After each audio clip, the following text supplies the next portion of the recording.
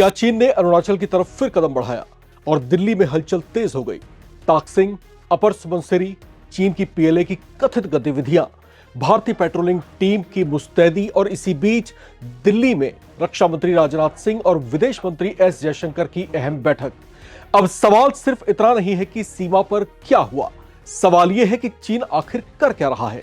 क्योंकि एक तरफ बीजिंग बातचीत और रिश्ते सुधारने की बातें करता है, दूसरी तरफ एलएसी के सामने अपने एयरबेस मजबूत करता है। J-20 जैसे स्टेल्थ फाइटर भारत की सीमा की ओर वाले एयरबेस पर पहुंचा रहा है और तिब्बत में अपनी सैन्य क्षमता लगातार बढ़ा रहा है। और याद रखिए, चीन की यह कहानी सिर्फ जमीन तक सीमित नहीं है। अगर अगला तनाव बढ़ा तो मुकाबला सिर्फ सीमा पर सैनिकों का नहीं होगा, आसमान में J-20 बनाम भारतीय फाइटर जेट्स का मुकाबला भी तस्वीर बदल सकती है। लेकिन यहां सबसे पहले एक बेहद जरूरी बात, ताकसिंग में चीनी घुसपैठ या नए सैन्य टकराव की आधिकारिक पुष्टि अभी नहीं हुई है। भारतीय रक्षा पक्ष ने मीडिया में आई नई सैन्य तनाव की खबरों को अपुष्ट बताया है। यानी इस वक्त खबर को कथित घुसपैठ और रिपोर्टेड फेस ऑफ के रूप में देखना होगा, न कि चीन के भारतीय क्षेत्र पर कब्जे की पुष्टि के तौर पर।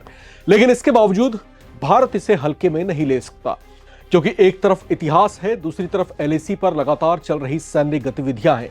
और अब सवाल है, क्या चीन फिर से वही पुराना दबाव बनाने की कोशिश कर रहा है, या फिर इस बार भारत ने पहले से ही ऐसा जाल बिछा रखा है कि अगर पीएलए ने एक कदम भी आगे बढ़ाया तो इसका जवाब कई गुना भारी पड़ सकता है। आज नवभारत टाइम्स की इस रिपोर्ट में समझिए ताकसिंग से लेकर J-20 तक की पूरी कहानी, और आखिरकार भारत और चीन की एयर पावर में किसका पलड़ा भारी है।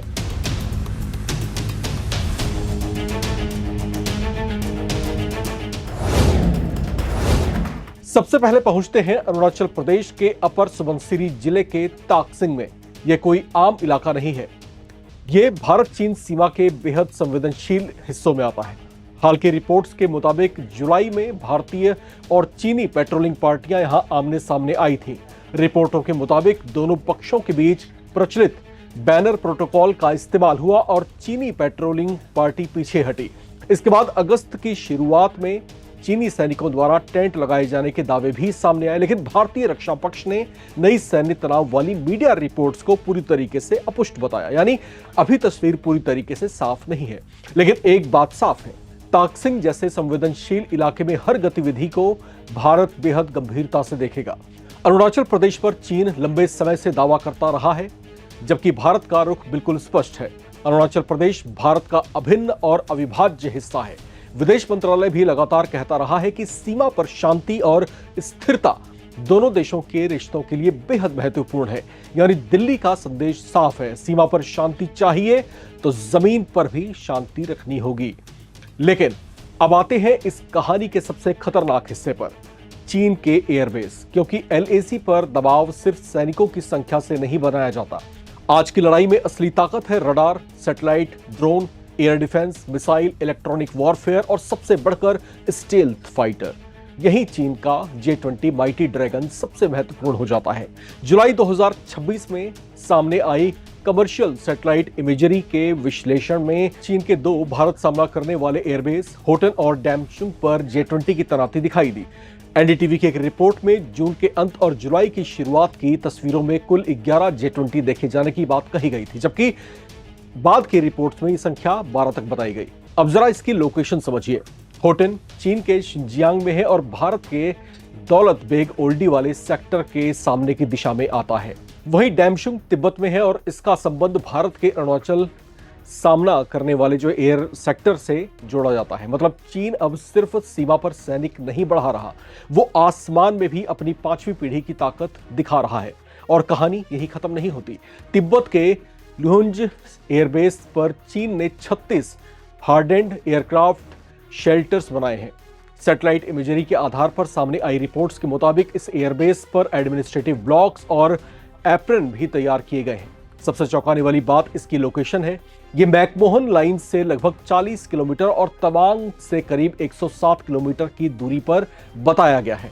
अब सोचिए, जब किसी देश का एयरबेस आपकी सीमा से इतने करीब हो तो हार्डेंड शेल्टर्स हो, विमानों की सुरक्षित रखने की उसके पास क्षमता हो और उसी बॉर्डर थ्रेट में J-20 जैसे स्टील्थ फाइटर जेट भी ऑपरेट करते दिखाई दें, तो इसका मतलब ये नहीं कि युद्ध शुरू होने वाला है, लेकिन इसका मतलब ये जरूर है कि चीन अपनी फॉरवर्ड एयर इंफ्रास्ट्रक्चर को गंभीरता से मजबूत कर रहा है और भारत को इसका जवाब सिर्फ बयानों से नहीं, पूरे नेटवर्क से देना होगा। अब आते हैं उस सवाल पर जिसका सोशल मीडिया पर सबसे ज्यादा शोर है, भारत बनाम चीन, किसकी एयरफोर्स ज्यादा ताकतवर है? सीधी बात, संख्या में चीन बहुत आगे है। IISS के 2026 आकलन के मुताबिक भारतीय वायुसेना के पास 29 फाइटर और ग्राउंड अटैक स्क्वाड्रन्स हैं। यह संख्या वायुसेना की 42 स्क्वाड्रन सैंक्शनड डिजायर्ड स्ट्रेंथ से काफी नीचे है। दूसरी तरफ चीन का कॉम्बैट एयरक्राफ्ट इन्वेंट्री कहीं बड़ा है। भारत के इन्वेंट्री में Su-30, MKI Jaguar, MiG-29, Miraj 2000, Rafale और तेजस जैसे कॉम्बैट एयरक्राफ्ट शामिल है। भारत की सबसे बड़ी ताकतों में से एक है Su-30 MKI, इसके साथ है राफेल, फिर मिराज 2000, MiG-29 और स्वदेशी तेजस।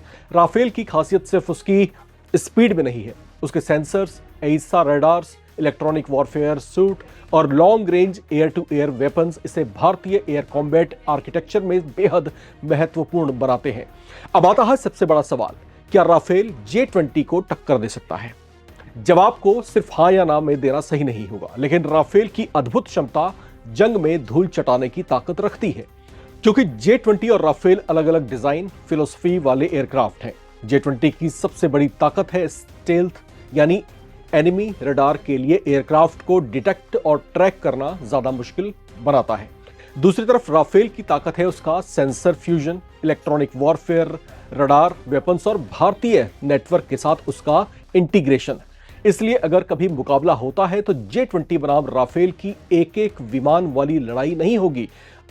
असल मुकाबला जो होगा वो J-20 बनाम भारतीय रडार नेटवर्क, चाइनीज अवाक्स बनाम Indian airborne warn system, Chinese electronic warfare बनाम Indian electronic warfare, Chinese missile बनाम इंडियन एयर डिफेंस और अंत में पायलट ट्रेनिंग और बैटलफील्ड अवेयरनेस। यानी युद्ध में सिर्फ फाइटर जेट नहीं लड़ता, पूरा सिस्टम एक साथ मिलकर पूरे कोऑर्डिनेशन के साथ में मुकाबला करता है और यही चीन की सबसे बड़ी ताकत सामने आती है। चीन के पास सिर्फ J-20 नहीं है, उसके पास बड़ी संख्या में मॉडर्न फाइटर्स, अवाक्स, drones, long range missile, satellite support और नेटवर्क सेंट्रिक वॉरफेयर की व्यापक क्षमता है। यानी अगर कभी हिमालय के ऊपर बड़े पैमाने पर एयर कॉन्फ्रंटेशंस हुआ तो सिर्फ फाइटर टू फाइटर कंपैरिजन से तस्वीर समझना असंभव होगा।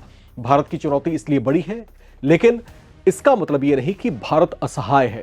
भारत के पास अपने मजबूत फाइटर प्लेटफॉर्म्स हैं, ऊंचाई वाले इलाकों में ऑपरेशनल एक्सपीरियंस है और सबसे महत्वपूर्ण हिमालय का भूगोल। यहां एल्टीट्यूड एयरक्राफ्ट परफॉर्मेंस को जो है प्रभावित करता है। Airbase location, runway length, weather, fuel और वेपन्स लॉजिस्टिक्स, सब कुछ युद्ध की क्षमता बदल सकता है। तो तस्वीर एकदम साफ है। ताकसिंग की कथित घुसपैठ की आधिकारिक पुष्टि अभी नहीं हुई है, लेकिन चीन की सैन्य गतिविधियों को लेकर चिंता खत्म नहीं हुई है। भारत ने साफ कर दिया है कि अरुणाचल प्रदेश भारत का अभिन्न हिस्सा है और चीन के सामने भारत का संदेश भी उतना ही स्पष्ट होना चाहिए।